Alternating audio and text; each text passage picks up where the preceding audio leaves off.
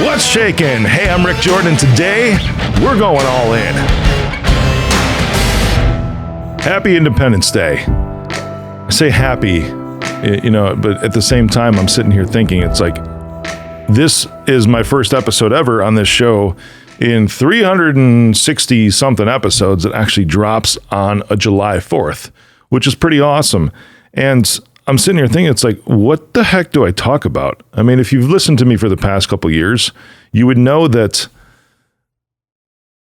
I'm very much a patriot.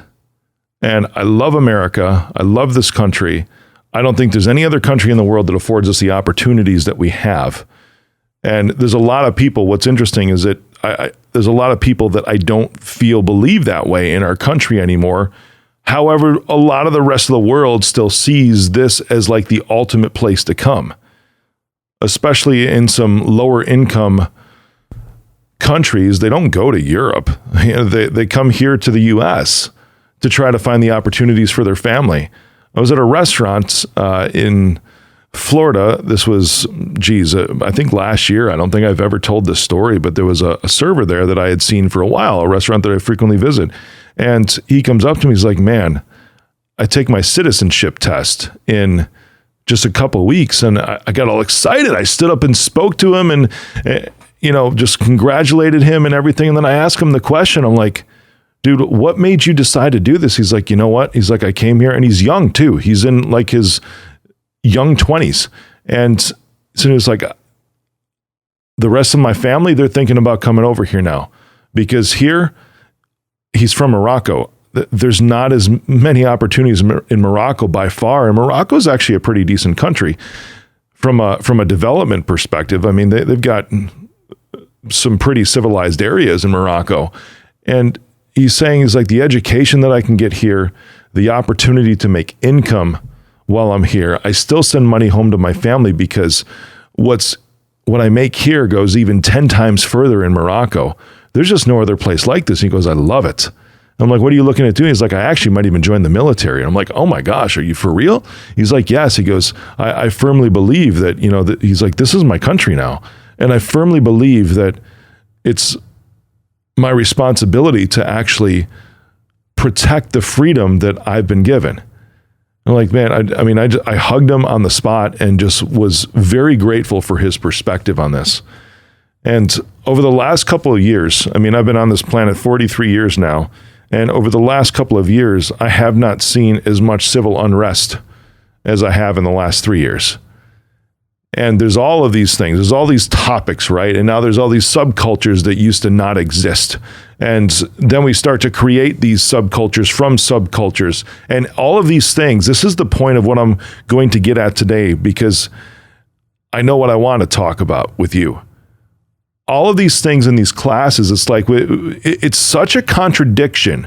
When any of these, if you want to call them cultures or subcultures or identities or whatever it is, whether it's transgenders, whether it's homosexuals, whether it's women, whether it's men for that matter, whether it's African American, any of these things that say that they are different is actually creating a class, but they're saying we want to be the same, but then at the same time, the focus that is being put on these different cultures and subcultures and classes of people is actually division. That's the thing that doesn't make sense to me. And you know what? There's a quote by Morgan Freeman, and we're going to play it right here. I want you to listen to this. Ready? Black History Month you find ridiculous. Why? You're going to relegate my history to a month? Oh, come on. What do you do with yours? Which month is White History Month? No, well, come on, tell me.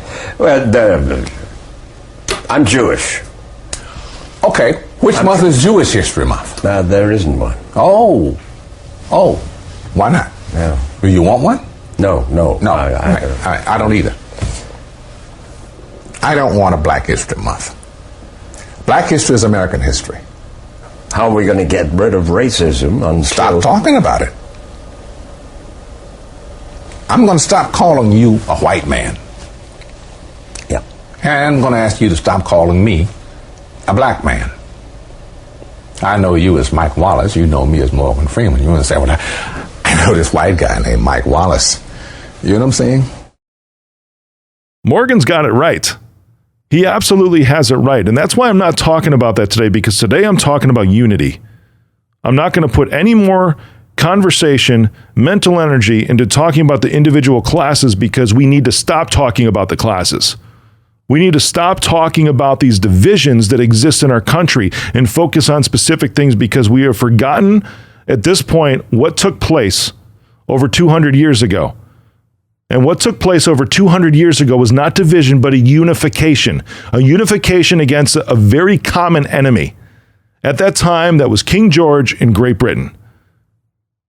There was a lot of issues, taxation without representation, and we formed a group of like-minded people, and we unified to form the most powerful country in the entire freaking world, one that has set the standards over and over and over and over again. And now you start to see things like the US dollar is not the thing that's going to be in the money reserves anymore across the world. And a lot of countries are breaking away from the US dollar as the standard, even as the gold standard of the economy, the worldwide economy. And the reason is because this country is no longer unified. What if we unified towards something that actually we all want, which is life, liberty, and the pursuit of happiness? End of story. If we just sought after that and recognize, here's the kicker, if we recognize that we all want the same thing, we really all want the same fucking thing. We just have different ideas on how to get there. And that's where dialogue has to be established. So no more subcultures, no more classes of people, none of that, because that is division. This is a very short episode today because we need to get back and remember what brought us together to begin with, which is unification. Over 200 years ago, what will continue to destroy the country is division. So when you hear somebody at a table, at a dinner table, start to talk something like that, start to engage them with questions rather than arguments. Say, well, what do you think we should do about this? Well, do you know what people that have opposing thoughts? What do you think about that? How do you think that you can meet their needs and meet your needs at the same time? Start asking those unifying questions instead of arguing certain points. President Barack Obama had an amazing quote for how we're looking at our country and how we should look at our country. This was many years ago. I really have a lot of respect for this man. Just an incredible family guy. I mean, he was president for 2 terms. Any president, by the way, I respect. I don't care if you're Republican, Democrat, anything like that. Any president I respect, because the weight of the office goes on that individual. Who cares? They're human. They still make mistakes. No matter what side of the aisle that they're on, no matter what their political or spiritual or economic or racial beliefs are, there's still a position to be respected there because of the weight that they have. And the job of the President of the United States is literally to unify. Literally to unify.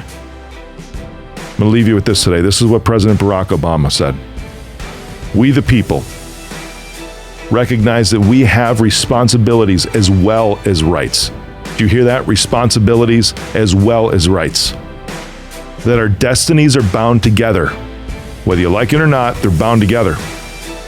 That a freedom which only asks, what's in it for me?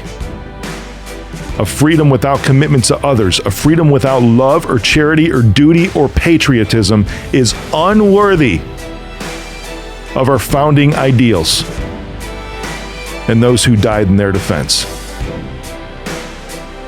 Happy birthday, America. Let's get back to getting back together.